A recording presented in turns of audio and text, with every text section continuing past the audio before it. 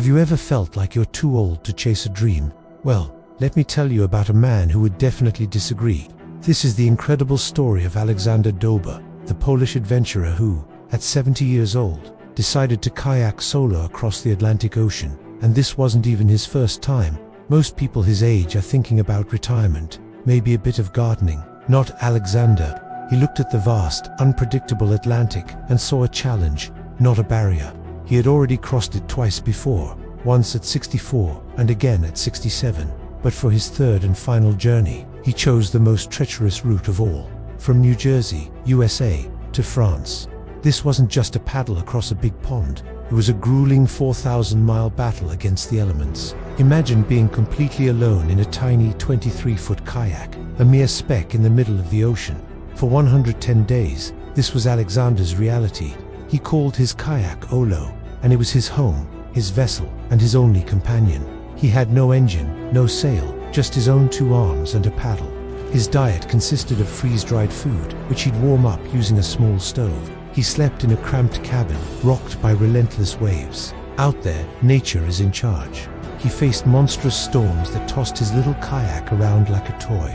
At one point, a storm was so violent it broke his rudder, leaving him spinning in circles, completely at the mercy of the wind and waves. For weeks he was stranded, drifting off course, with his communications damaged.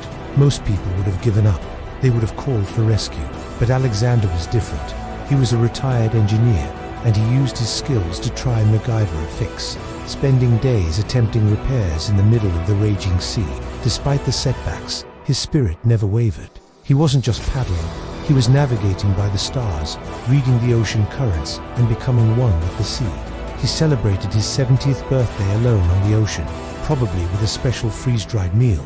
He encountered sharks, whales, and all sorts of marine life, experiencing a world few of us will ever see up close. He even had a heartwarming moment when a freighter crew, spotting his tiny vessel, stopped to give him food and water.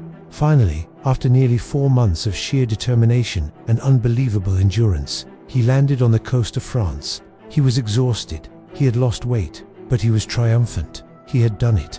He had conquered the Atlantic for the 3rd time. Aleksander Doba's story is so much more than just an adventure. It's a powerful reminder that age is just a number and that the human spirit is capable of incredible feats. He showed the world that it's never too late to push your limits, to face your fears, and to live a life full of passion and purpose. He wasn't a superhero. He was a regular person with an extraordinary dream and the courage to pursue it. So next time you think you're too old or it's too late, remember Aleksander Doba, the man who paddled his way into history. What a legend. Thanks for watching.